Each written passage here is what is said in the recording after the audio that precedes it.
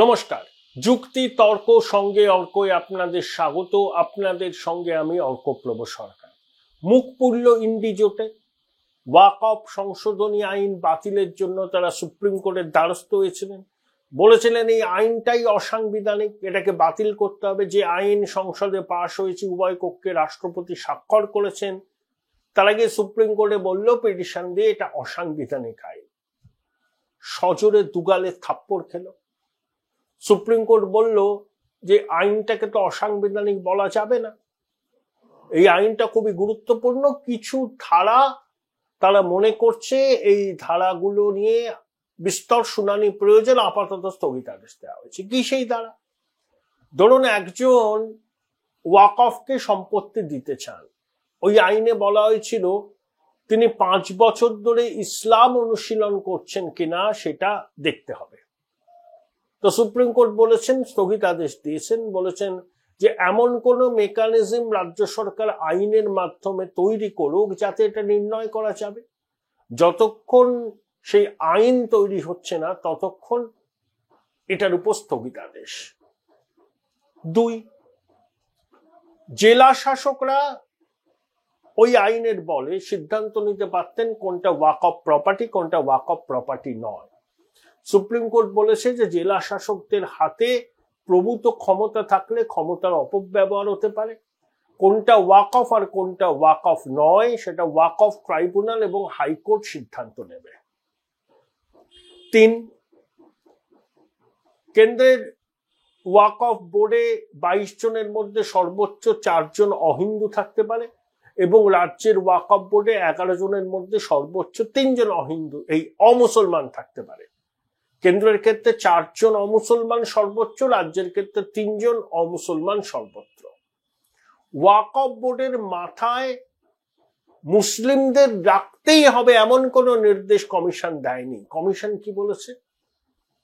যে খুঁজে দেখতে হবে কোন মুসলিমকে ওয়াকফ বোর্ডে সিও মতো পদে রাখা যায় কিনা, কিন্তু সেখানে শুধু মুসলিমরাই দায়িত্ব পাবেন এমন কথাও সুপ্রিম কোর্ট বলেনি। যদি কোনো হিন্দু যোগ্য হন তিনিও বসতে পারেন, কিন্তু সরকারকে খুঁজে দেখতে হবে যে কোনো মুসলমানকে তারা পাচ্ছে কিনা এই বোর্ডের সিইও হিসাবে নিয়োগ দেওয়ার জন্য। আর সব থেকে বড় যেটা জয় কেন্দ্রের সরকারের, যে ওয়াকফ প্রপার্টিকে রেজিস্ট্রি করতে হবে, মাস্ট। 40 লক্ষ একর জমি আছে ওয়াকফের হাতে দেশ জুড়ে। সেই থেকে কত আয় হয় জানেন? কয়েক বছর আগে 104 কোটি টাকা হয়েছিল, এখন মধ্যে 15-16 কোটি টাকা। সেই সম্পত্তিকে যদি ভালোভাবে ব্যবহার করা যায় 2-3 হাজার কোটি টাকা আয় হতে পারে। এবং সেই আয় থেকে ওয়াকফের যে মূল উদ্দেশ্য সেই উদ্দেশ্যটা পূরণ করা যায়। দুস্থদের, মেধাবীদের ভরণ পোষণ, লেখাপড়ার ভার নেওয়া যায়। একটা ভেস্টেড ইন্টারেস্ট ওয়াকফ সম্পত্তির মধ্যে আছে, তারা জবরদখল করে ভোগ করছে। অধিকাংশ ওয়াকফ প্রপার্টিকে রেজিস্ট্রি করা হয়নি, পোর্টালে নথিভুক্তও নেই। এটা বাধ্যতামূলক, করতেই হবে। আর একটা জিনিস সুপ্রিম কোর্ট বলেছে, এই অর্ডারে ছিল, এই আইনে ছিল ওয়াকফ বাই ইউজার, এটাকে বাতিল করা। সুপ্রিম কোর্ট বলে যে হ্যাঁ, এটা তো বাতিল করতেই হবে। ওয়াকফ বাই ইউজার, আমি এখানে নামাজ পড়তাম, ওয়াকফ সম্পত্তি হয়ে গেল। এইভাবে যদি সরকারি জমি, দেশের সম্পত্তি বেহাত হয়ে যায় তাহলে এটাকে তো অ্যাবলিশ করতেই হবে। এর মধ্যে তো কোনো অন্যায় নেই।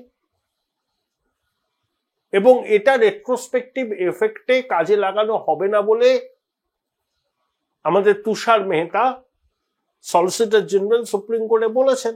তাই রেট্রোস্পেক্টিভ এফেক্ট যখন হবে না, যেটা সরকার বলছে, অ্যাডভোকেট জেনারেল বলছেন, তখন ওয়াকফ বাই ইউজার এটা বাতিল করেছে কেন্দ্রের নতুন আইন। সেটাকে সুপ্রিম কোর্ট স্থগিতাদেশ দেয়নি, বরঞ্চ সিলমোহর দিয়েছে।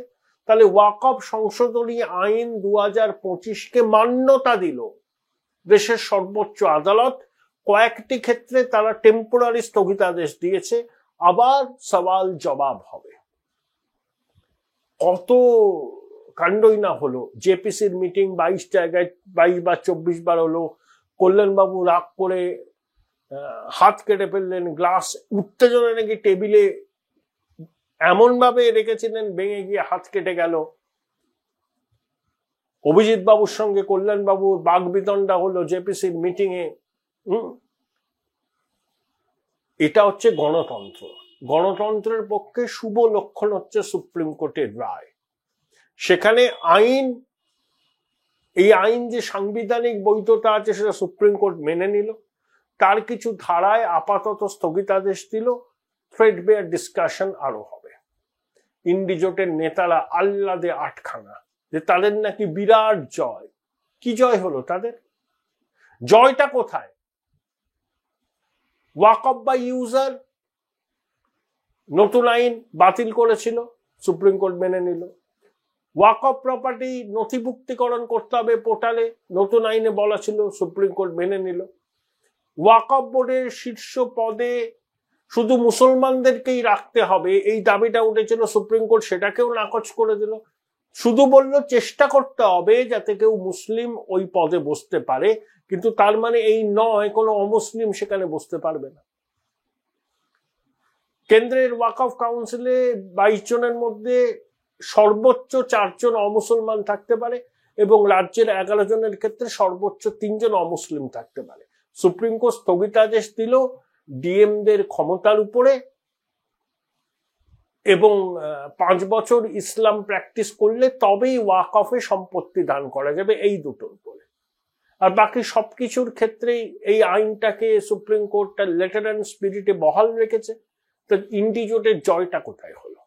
ওয়াকফ আইন বাতিল করার জন্য আপনারা গিয়েছিলেন সুপ্রিম কোর্টে, বাতিল তো হলো না, দুটো ধারায় স্থগিতাদেশ হলো, কিন্তু অন্য যে গুরুত্বপূর্ণ সংশোধন এই আইনের মাধ্যমে এনেছিল সরকার, সেই সংশোধনগুলো বৈধতা পেয়ে গেল, সাংবিধানিক বৈধতা। এর মধ্যে আপনারা জয় কোথায় দেখছেন? এ তো যুগোপযোগ এটা আইন এনেছিল কেন্দ্রীয় সরকার। ওয়াকফ সম্পত্তি জবরদখল হয়েছে, ভেস্টেড ইন্টারেস্ট বা কায়েমি স্বার্থ সেই সম্পত্তি ভোগ করছে। যাদের জন্য ওয়াকফ এই ধারণা, তারা কতটা উপকৃত হয়েছে? 40 লক্ষ একর জমি ভারতবর্ষে ওয়াকফ সম্পত্তি, তার থেকে আয় 5 বছর আগে হয়েছিল 114 কোটি টাকা, শেষ অর্থবর্ষে বোধ হয় 15 কোটি টাকা, যেখানে আয় হতে পারে 2000 কোটি টাকার উপরে। তাহলে জয় কোথায় হলো? ইন্ডিজোটের মুক্ত পুল্য। এখন এদের তো লজ্জা নেই, নির্লজ্জ। পরাজয়কে এরা জয় বলে দেখাতে চায়। দুটো ধারা স্থগিতাদেশই নাকি তাদের জয়। চেয়েছিলেন তো আইনটা বাতিল হলো, বরঞ্চ সুপ্রিম কোর্ট আইনের সাংবিধানিক বৈধতাই দিয়ে দিল। আসলে তোষণ করতে করতে এরা নত্যসত্ত্ব জ্ঞান হারিয়ে ফেলেছে। মুসলিম পার্সোনাল ল বোর্ডের বক্তব্যের সঙ্গে ইন্ডিজোটের দলগুলোর বক্তব্য মিলে যায়। এরা তোষণকে শিল্পের পর্যায়ে নিয়ে যায় শুধু ভোট ব্যাংকে সুরক্ষিত রাখার স্বার্থে। গরিব মুসলমান, তাদের উন্নতির জন্য এরা সত্যিই কিন্তু ভাবিত নয়। মুসলমান সমাজকে বিজেপির জুজু দেখিয়ে নির্বাচনের পর নির্বাচন তাদের ভোটটা পাওয়ার জন্যই এরা ব্যাকুল। সেটা তৃণমূল হোক, কংগ্রেস হোক, আরজেডি হোক, সমাজবাদী পার্টি হোক, সবারই এক রা, সব শিয়ালের এক রা। দেখাতে চান তারা মুসলমান দরদি, আসলে তারা মুসলমান দরদি নয়, তারা মুসলমানদের ব্যবহার করতে চান নিজেদের রাজনৈতিক স্বার্থ চরিতার্থ করার জন্য। এটাই বাস্তব। সুপ্রিম কোর্টের রায়ে মুখ পুড়ল ইন্ডিজোটের। Join Indian Institute of Hotel Management now. Right choice, right decision. ওয়াকফ আইনকে যেভাবে সাংবিধানিক মান্যতা দিল সুপ্রিম কোর্ট, ঠিক তেমনি ভাবেই এসআইআর বাতিলের দাবিতে আদালতে গেছে কিছু অর্গানাইজেশন, কিছু ইন্ডিভিজুয়াল, ইন্ডিজোটের দলগুলো। এসআইআর কিন্তু বাতিল হবে না, প্রশ্নই নেই। এসআইআর হবে। নির্বাচন কমিশন একটি সাংবিধানিক প্রতিষ্ঠান। সাংবিধানিক প্রতিষ্ঠান সংবিধানের 324 ধারা অনুযায়ী তাদের যে দায়িত্ব আছে সেই দায়িত্ব তারা পালন করবে। সুপ্রিম কোর্ট আধারকে বলেছে প্রামাণ্য নথি হিসাবে গ্রহণ করা, যদিও সেই আধার আসলি না নকলি সেটা বিচার করবে কিন্তু নির্বাচন কমিশন। শুধু আধারকে দ্বাদশ নথি হিসাবে মান্যতা দেওয়ার নির্দেশ সুপ্রিম কোর্ট দেওয়ার পরেই এই ইন্ডিজোটের নেতারা লাফাতে শুরু করলেন। আশা করেছেন বলতে এসআইআর বাতিল হবে। এসআইআর বাতিল হবে না, সারা দেশ জুড়ে এসআইআর হবে।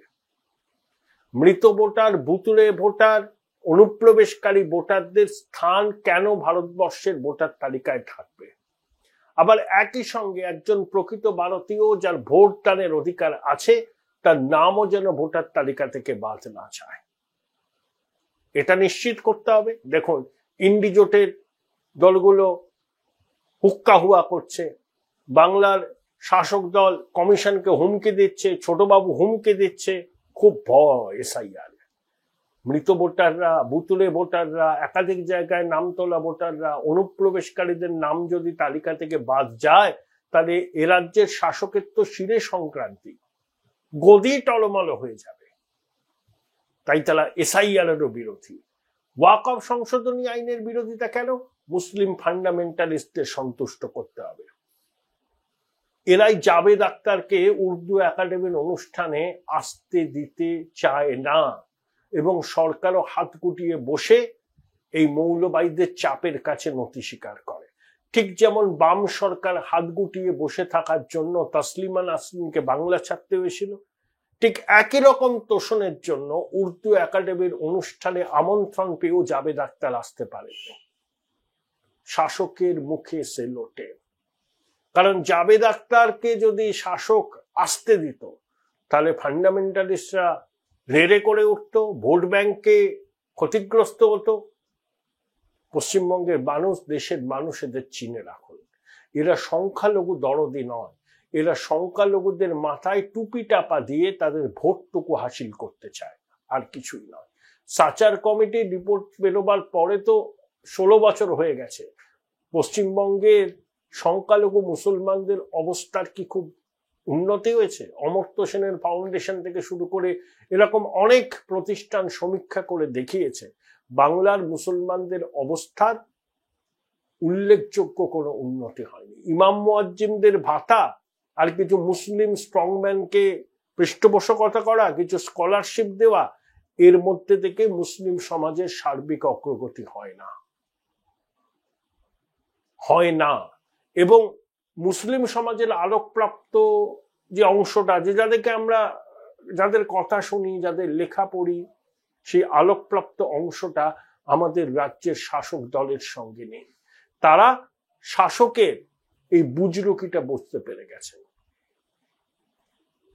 তাই তথাকথিত ধর্মনিরপেক্ষ দলগুলোর একটাই উদ্দেশ্য, মুসলিম ভাই বোনদের মাথায় টুপি পরিয়ে তাদের বিজেপির জুজু দেখিয়ে তাদের ভোটটাকে নিশ্চিত করা, তাদের প্রকৃত উন্নয়নের সড়কে নিয়ে আসার জন্য আন্তরিকভাবে তারা কখনোই কোনো চেষ্টা করেননি।